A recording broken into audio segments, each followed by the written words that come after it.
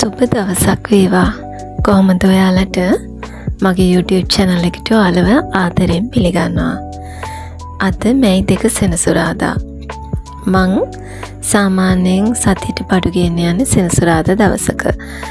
සාමාන්‍යයෙන් මම සිකුරාදා වැඩට යන දවසක මම වාහනේ ගියොත් නම් ෂෝට් ලිව් දාලා මොනොත් හවසට බඩු ටික අරන් එනවා. එතකොට මට සෙනසුරාදා උදේ වරුව ඉතුරුයිනේ.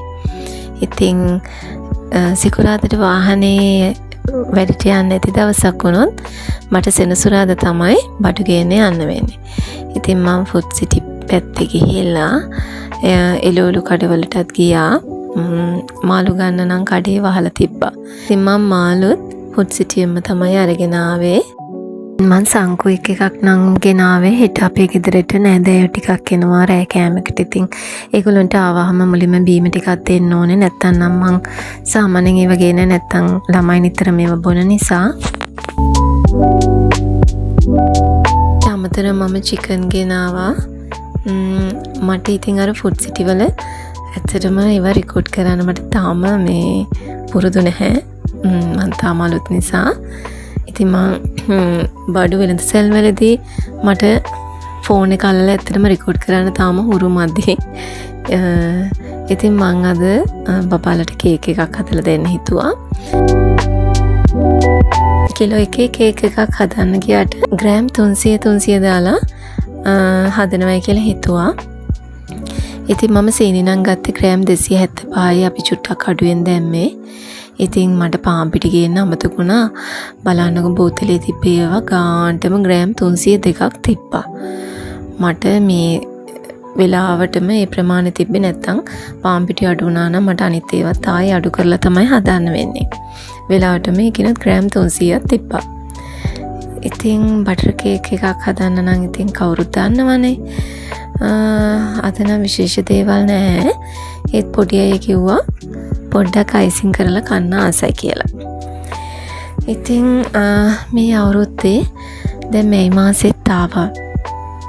මම ජනවාරි 1 වෙනිදා ඉඳලා මගේ අපි කාටත් තියෙනවා හොඳ පුරුදු නරක පුරුදුනේ. ඇත්තටම මගේ තියෙනවා නරක පුරුදු ටිකක්.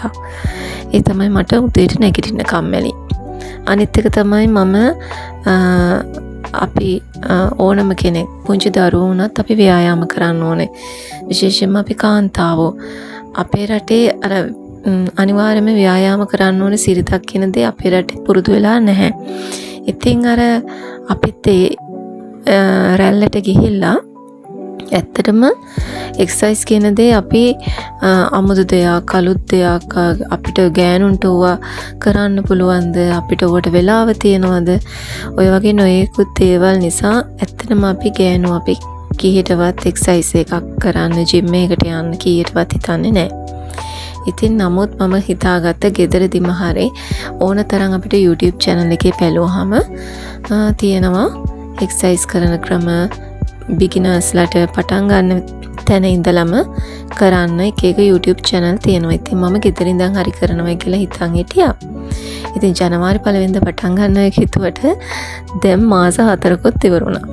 ඒත් පටන් ගත්තේ නැහැ. ඒ වගේම මගේ කැම රටාවෙත් මම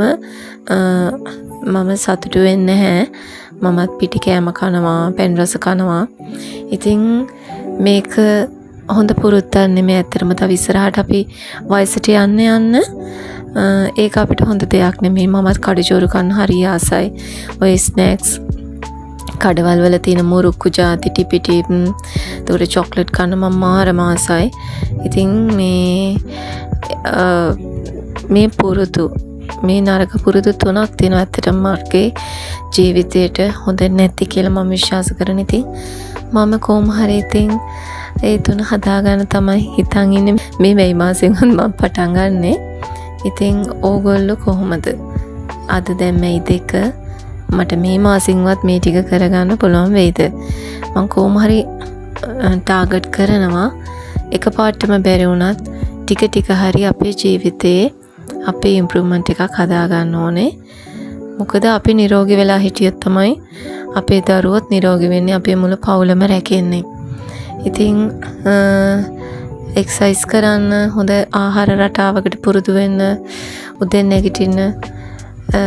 සමහර අය හිතන්න පුළුවන් උදෙන් නැගිටින්න කම්මැලිද, ගෑනු කෙනෙක් වුණොත් උදෙන්ම නැගිටින්න ඕනේද? එහෙම තියෙනවා. එක එක අයට එක එක පුරුදු තියෙනවා. ඉතින් නමුත් මං කවදාවත් මගේ දුව හැමදාම උදේ 5:00 වෙද්දී ස්කූල් බස් එකට දාන්න ඕනේ මං කවදාවත් පරක්කු කරලා නැහැ. කවදාවත් දුවට මං කඩෙන් කන්න දීලා නැහැ. හැමදාම මං කොහොම හරි කෑම එකක් හදලා දුවට දානවා. ඉතින් ඒ වගේ මම අනිවාර්යයෙන්ම එලාම් තියලා නැගිටලා පුරුදු වෙනවා. මට ඒව පුරුදුයි. නමුත් අර හරි කම්මැලි. ඒ කියන්නේ මං එලාම් 10ක් විතර වැදුනට පස්සේ තමයි නැගිටින්නේ. ඉතින් ඒ වගේ මේ පුරුදු නැත්නම් මං උදේ නැගිටින්න අත්‍යවශ්‍ය දේවල් වලදී අනිවාර්යයෙන්ම නැගිටිනවා මොනම අමාරුවක් වුණත්. නමුත් අර මේ එලාම් මම ඇත්තටම වදින්න එලාම් එක වදින්න ස්නූස් කර 10 පාරක් විතර තියලා තමයි නැගිටින්නේ. ඉතින් ඒ වගේ ඕගොල්ලොත් එහෙමද? සමහර අය නම් ඉතින් එහෙම නෑ. පුරුදු වෙච්ච අය උදේ එක පාට නැගිටිනවා. ඉතින් හොඳ කෑම රටාවකට හුරු වෙච්ච අය ඉන්නවා. ඒ වගේම හොඳට ජිම් ගිහිල්ලා හොඳට ව්‍යායාම කරලා තමන්ගේ ශරීරය, කායික සුවය, මානසික සුවය හොඳින් පවත්වා ගන්න ගට්ටිය ඉන්නවා. ඉතින් ඒ අතරේ මමත් ඒ පැත්තට තමයි දැන් ඇත්තටම මගේ අදහස තියෙන්නේ. මම ඒක දැනටමත් කරන්න පරක්කුයිදෝ කියලා මට හිතෙනවා. ඉතින් අපි වයසට යන්න අපි ලෙඩ නොවි අපි දරුවන්ටත් අපි ඒක ආදර්ශයක් වෙන විදිහට ඇත්තටම ජීවත් වෙන්න එක අත්‍යවශ්‍යම කරුණක් අද සමාජයේ කියලා හිතෙනවා. මොකද අපිට කන්න බොන්න ඇත්තටම මේ රටේ ගුණදායක කියලා දේවල් බොහොම අඩුයි. අඩුයි කියන්නේ වස විස බෙහෙත් ගන්න නිසායි මම එහෙම කිව්වේ. ඉතින් පුළුවන් තරම් අපිට සුපර් මාකට් වල තියෙන පැකට් තියෙන ආහාර නැතුව, processed meat, processed food නැතුව අපි පුළුවන් තරම් කේක් එකක් උනත් ඉතින් ඇත්තටම ගෙදර හදලා දරුවෙක්ට දෙනවා නම් අපි දන්නවනේ ඒකට දාන ඉන්ග්‍රීඩියන්ට්ස් මොනවද කියලාවත් අඩුම තරමේ. ඉතින් ඒකයි පුළුවන් තරම් දරුවන්ටත් ඒ දේවල් වලට හුරු කරවලා පුළුවන් තරම් කඩ කෑමෙන් ඈත් වෙන එක තමයි හොඳ. ඉතින් ඔයගොල්ලෝගේ අදහසුත් කමෙන්ට් එකකින් දාන්න. පුංචි අයට ඉතින් මගේ පුංචි බ්ලොග් එකක් අද ගෙනාවේ. ඉතින් ආයෙ දවසක හම්බෙන්නම්. මම සබ්ස්ක්‍රයිබ් කරන්න. මට දැන් ආදරණීය හදවත් 200කට වැඩිය ඉන්නවා. ඔයගලන්ට ආරාධනා කරනවා. ඔයගලන්ට බොහොම ස්තුතියි. ගිහින් එන්නම්.